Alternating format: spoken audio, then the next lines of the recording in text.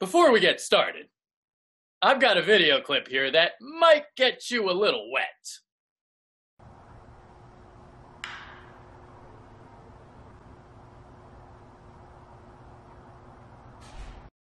If you felt a tingle in your pants, completely natural. You're one of many. Somebody who is not feeling a tingle in his pants at the moment. One Neil Greenberg. An embarrassment to all Neils in the history of our society.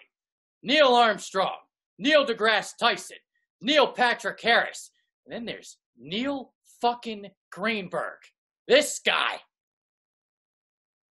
Yeah, this guy.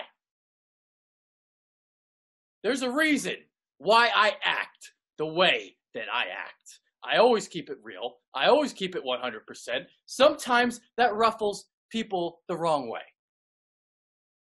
It ruffles feathers. Sometimes I get dislikes. Sometimes I lose views and subscribers because of the way I act. I've been told by people, stop talking like that or else I'm going to stop listening to you. The reason why I act the way that I act is so that I'm never, ever a fanboy. This shit is unacceptable. And he's a professional. So here's what Neil Greenberg had to say less than 2 years ago about Bryce Harper, saying that he was a bargain at $500 million. But you've said 500 isn't too much. No, and this is the climate that we're in, right? Giancarlo Stanton has the current highest contract at 13 years, $325 million when he signed it in 2014.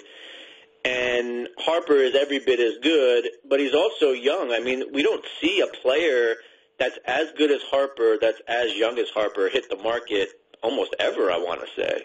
And you look at how many years of his prime he has left, and then even if you start to give him just a typical aging curve off of that prime, he's probably worth close to $570 million starting from 2019 and going forward 10 years.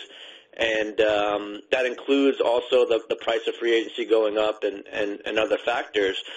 So, yeah, I think, and that's just for the on-the-field product, right? You talk about all the marketing that's done around Bryce Harper, what he does for the game. And in my opinion, I mean, and based on the numbers that I saw, he's a bargain at $500 million. And here for me is the kicker, especially if you're from the Nationals. He's given you, like if you look at all his wins above replacement throughout his career, he's given you $200 million in value for $21 million in cash. And he's due, another 26 or 27 million this year. I mean, he's already given you an amazing return on investment. So if you're the Nationals having benefited from that, you know, you have a little bit of, I guess, wiggle room in terms of, well, maybe you're paying a little bit for past performance because, you know, when a player's on arbitration in the early years, they don't really get paid that much. All right, so this guy, Mr. Greenberg, is a big stats geek. And in his most recent article about Bryce Harper, saying that he's not worth $330 million. Well, here was his argument, and here are bits and pieces from the article. So I'm just going to read from it. Figuring out the future worth of any player isn't an exact science, but we can get a ballpark estimate that's reasonable. The first step is using a modified version of Marcel's, a simple forecasting system created by baseball analyst Tom Tango called Warcel's, which only uses a player's wins above replacement as its gauge of performance. That, in turn, is regressed to the mean and adjusted for age, giving us a ballpark value for a player over any length of time in the future. The second step is to assign a dollar value to each win above replacement. It was calculated in 2013 that one marginal win is worth $7 million, while Fangraphs assigns approximately $8 million per win above replacement in today's environment.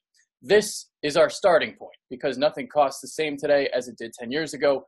We're going to increase the cost of a win in free agency by 3% each year, which is in line with the annual rise we saw from 2013 to 2018, 2.7%.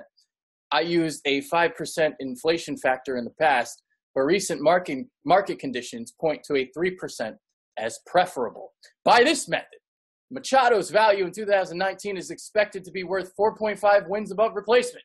which in turn puts his 10-year value at 34.2 FWAR per Warsaws. Using the cost and inflation method above pegs that at a $308 million price tag for the next 10 years. That's pretty close to the 10-year, $300 million contract he signed with the Padres last week. That brings us to Harper.